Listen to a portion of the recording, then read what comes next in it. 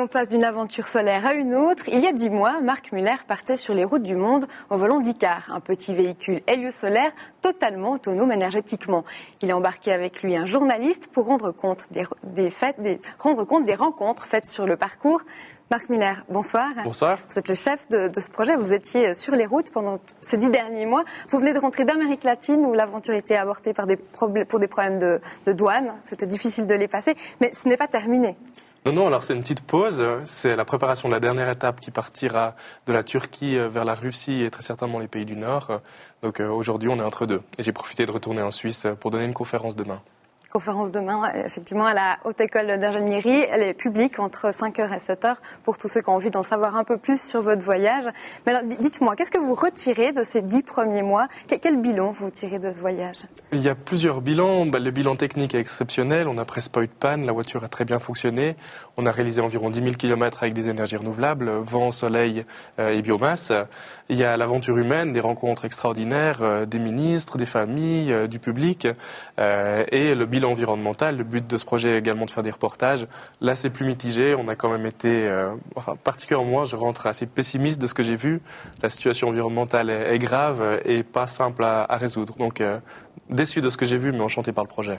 Enchanté par le projet, parce que qu'est-ce que vous souhaitez apporter avec ces informations que vous ramenez des reportages ? Le but, il est où ? L'idée de base était de montrer ce qui se fait de bien en matière environnementale tout autour du monde, de faire ces reportages pour présenter de belles initiatives, mais malgré le fait qu'il y a de nombreuses belles initiatives qui existent, finalement elles sont un petit peu comme des îles à travers le monde.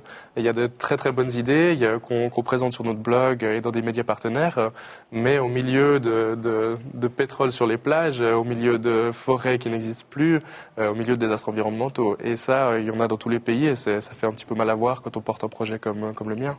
Sur ces 10 mois, si vous deviez me dire rapidement le meilleur moment, le plus beau moment que vous avez vécu ? Un voyage comme ça, c'est une suite de petites étapes, de petits combats et de petites réussites. Et il y en a des tonnes de petites étapes magnifiques. Je crois un des plus beaux souvenirs était le passage des montagnes rocheuses. On était très tard dans la saison et commençait à neiger. Et c'était une bataille parce qu'on savait que la neige allait arriver. Il fallait absolument passer plusieurs cols à 4000 mètres. On a pris le risque d'en faire 2 dans une journée, sachant qu'une tempête arrivait derrière nous. Et puis on pensait qu'on n'allait vraiment pas y arriver. Dans la dernière montée, c'est terrible, il y avait des nuages, il faisait extrêmement froid et finalement on a tout juste passé le col avec l'énergie qu'on avait. Et derrière nous, il y a eu des tempêtes de neige terribles et on a retrouvé ensuite les plaines du Nevada. Ça, c'était un sentiment magnifique.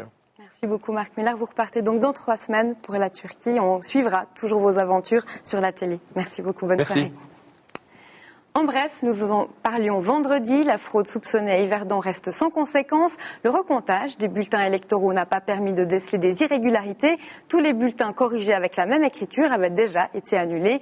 Le conseil communal reste donc parfaitement partagé entre gauche et droite.